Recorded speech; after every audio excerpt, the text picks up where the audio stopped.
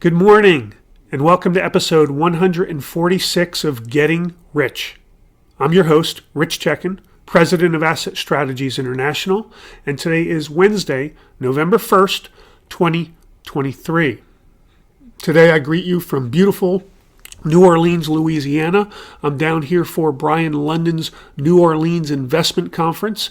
This is a can't miss event for hard money investors. In fact, this event, started by James U. Blanchard III back in the 70s, was the start of the hard money movement in the U.S., and it's a big reason why we are once again allowed to own gold as individual investors in America. So thank you, Jim. Thank you, Brian, for all your efforts over the years. We'll always support you, and anybody listening should as well.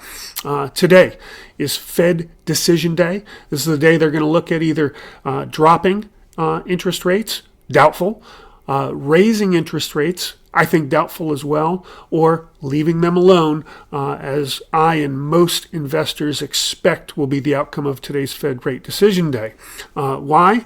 Well, as we know, the Fed is breaking the banks. We saw signs of that in the first quarter. Some major bank failures occurred, but virtually every bank's balance sheet was destroyed by the rapid increase in interest rates. So the Fed's doing a number on the bank balance sheets. It's also doing a number on the middle class investors. I think it's breaking their backs right now.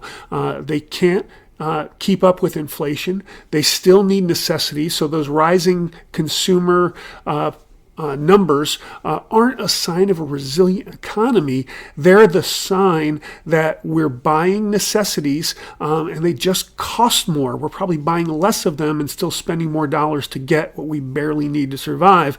So investors are tapping into credit cards. They're selling off gold in order to go ahead and raise the money to buy the things they need, not the things they want. So we're breaking the backs of the middle class. So the words higher for longer, I think, are just words at this point. The Fed's trying to talk tough. He's out of ammunition, and Jerome Powell's going to see how long he can get with just words and holding inflation off and hopefully doing some damage. I don't think they'll be successful. We'll see later today what they do. Let's take a look at the numbers over the past week. Gold is up 0.5% to 1,983.20. It was 1,973.60 last week.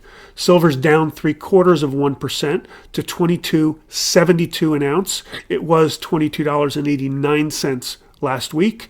Platinum's up 3.8% to $930 an ounce from $896 an ounce last week, and palladium is down 0.33%, almost unchanged, $4, down to $1,142 from $1,146 last week, with gold outperforming silver. The gold-silver ratio, the number of ounces of silver it takes to buy an ounce of gold, is up to 87.63 from 86.56 last week, and the dollar strength continues to hold firm. 106.86 on the index this morning. It was 106.45 last week. So, looking at this market, people are asking, can we be sustained at these levels? Can we break through $2,000 and keep climbing? I write about this in tomorrow's Information Line newsletter, so please be sure you grab a copy and take a look.